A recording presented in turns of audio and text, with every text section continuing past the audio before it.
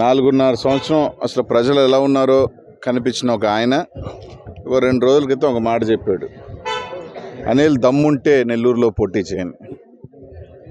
నాకు దమ్ము ఉంది, అన్నీ ఉన్నాయి. నెల్లూరు నగరం నుంచే పోటీ చేస్తా, మళ్ళీ నిన్ను ఓడగొడతా. దాంట్లో ఎటువంటి ఇది లేదు. ఒకవేళ నీ దగ్గర డబ్బు ఉందన్న అహంకారం, మధ్యతరగతి కుటుంబాలు మీద 100 కోట్లు సంవత్సరానికి వసూలు చేసే అహంకారం నీకు ఉండొచ్చు. డబ్బుతో ఏదైతే నీ బ్రతుక్కి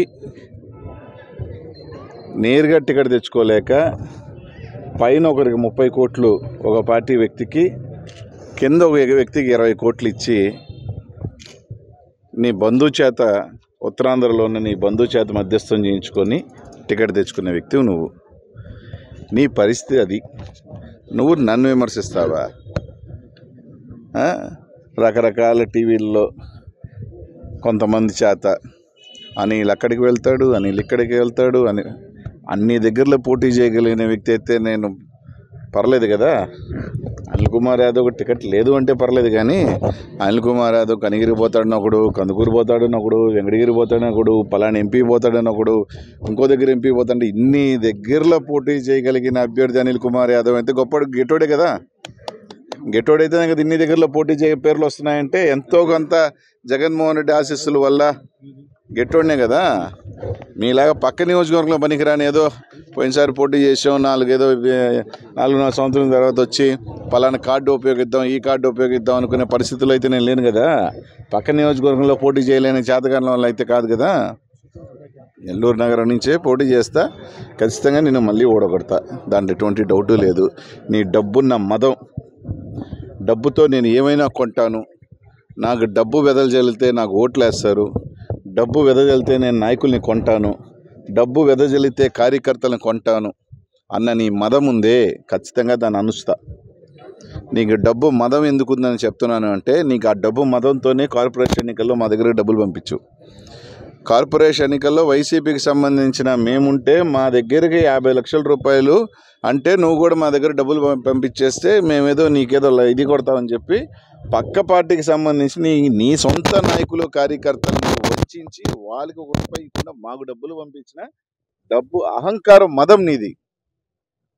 ఇన్నిసార్లు చెప్పాను, ఇప్పటికి కూడా నువ్వు నాకు డబ్బులు పంపించలేదు అని ధైర్యంగా చెప్పు. నువ్వు డబ్బులు నాకు 50 లక్షల రూపాయలు నా ఇంటికి పంపిస్తే మళ్ళీ నీకు ఫోన్ చేసి నీ డబ్బు నాకు వద్దు, తిరిగి పంపించిన వ్యక్తి అనిల్ కుమార్ యాదవ్ కాదా అని చెప్పు.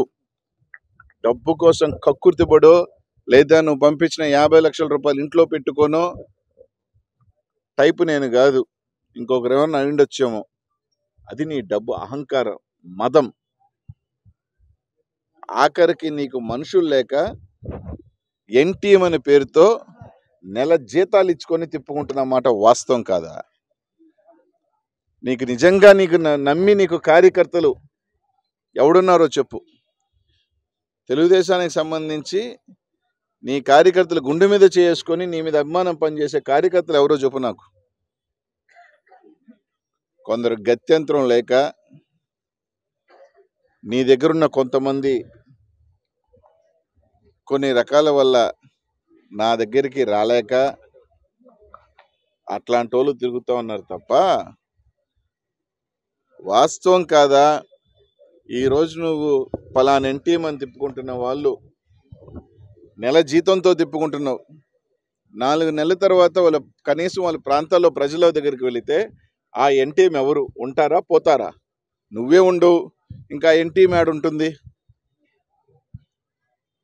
ఏందో ఈ మధ్యకాలంలో ఏదో సాంగ్ చెప్పిన అన్ని పవన్లు వేస్తంట, ఏలికి పవన్లు వేసిందంట.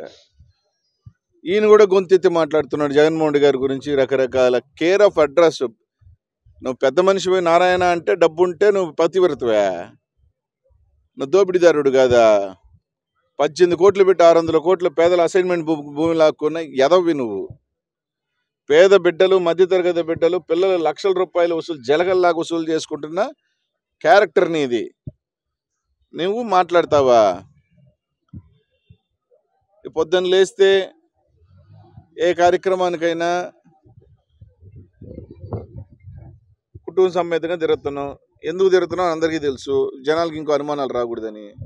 నేను నోరెత్తి నన్ను కూడా మాట్లాడి చాలా నీచంగా మాట్లాడతా. ఒక గౌరవం ఇస్తా ఉన్నా, గౌరవంతో తగ్గట్టు మాట్లాడు. దమ్ములు గిమ్ముల గురించి నువ్వు నా దగ్గర మాట్లాడు మాకబ్బా. నా దమ్ము ఏందో జిల్లా చూసింది చాలా మంది చూసారా? కాదు, చాలా మంది చూశారు. ఈ కాలేజ్ ఏది చెప్పు? వేరే వాడు ఎవడో బిడ్డ, పేద బిడ్డ ఆడన్నా స్కూల్లో చదువుకొని ర్యాంక్ తెచ్చుకుంటే ఆ ర్యాంకులు కొనుక్కునే బతుకు నీది. ఇప్పుడు కూడా చెప్తున్నా, నీ సీటుని 50 కోట్ల రూపాయలకి కొనుక్కున్నావు నువ్వు. వేరే పార్టీకి పైకి ఒక పార్టీ దగ్గరికి 30 కోట్లు ఇచ్చావు, కింద ఒకడికి 30 ఇచ్చావు, 20 ఇచ్చావు.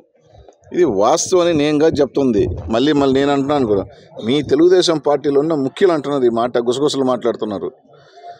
అయ్యా మనోడు ఆడక, ఎందుకంటే ఆయన గట్టిగా పెట్టాడు ఈ సీటు కావాలని, దాంతో ఆయనకు ఒక 30, ఒక ఆయనకి ఆయన తిరిగి ఆయనకి ఒక 20 చూస్తారు కదా. అది కూడా 10 రోజుల్లో. అది మీ పరిస్థితులు. నువ్వు మళ్ళీ మా గురించి మాట్లాడితే ఎట్టా? ఒక రోజు వేసుకొని తిరిగినట్టున్నాడు. నేను చెప్పంగానే, ఎందుకురా నాయన ఇద్దరు కలిసి తిరగండి, ఆయనకు టికెట్ వస్తే ఆయనకు ఓటేండి, నాకు టికెట్ వస్తే నాకు ఓటేండి, ఆయనకు వస్తే నేను కనిపించను, ఆయన నాకు వస్తే ఆయన కనిపించను అని చెప్పి తిరగండి నన్ను. ఒకరోజు తిరిగినట్టున్నారు, మళ్ళీ 2 రోజులు మళ్ళీ పెట్టకలే. వద్దురా నాయన, ఇది ఎవడిని మింగేస్తాడు అర్థం కావట్లేదని ఆ నెక్స్ట్ రోజు నుంచి ఎవరి దారి వాళ్ళది. ఏం పరిస్థితులు అబ్బా, ఇది మీ బతుకులు. ఈరోజు చెప్తున్నా, ఈరోజు దమ్ముంటే ఈరోజు సాయంకాలం ప్రెస్ మీట్ పెట్టి నేనే అభ్యర్థిని పోటీ చేస్తున్నాను, మనుక్రాంత్ రెడ్డి కాదని చెప్పమన్నారు ఆయన్ని. నేను చెప్తున్నా, అనిల్ కుమార్ యాదవే పోటీ చేస్తున్నాడు, నువ్వు అన్నావు కదా దమ్ముండని. నువ్వు చెప్పు, ఈరోజు ప్రెస్ మీట్ పెట్టా, మనుక్రాంత్ రెడ్డి కాదు పోటీ, నేనే పోటీ అని చెప్పు. ఎట్ట అయిపోయింది అనుకో ప్యాకేజ్, దాంట్లో ఏం కాదు. ఆ ప్యాకేజ్ ఇచ్చినా కూడా ధైర్యంగా ఈరోజు చెప్పలేవు నువ్వు. నీ పరిస్థితి ఈరోజు సాయంకాలం ప్రెస్ మీట్ పెట్టి ధైర్యంగా నువ్వు చెప్పు. ప్యాకేజ్ సెటిల్ అయిపోయినా కూడా చెప్పలేవు నువ్వు. నేను చెప్తున్నా, నెల్లూరు సిటీ నుంచి నేనే పోటీ చేస్తున్నాను. చాలా దమ్ములు గిమ్ములు ఎందుకు?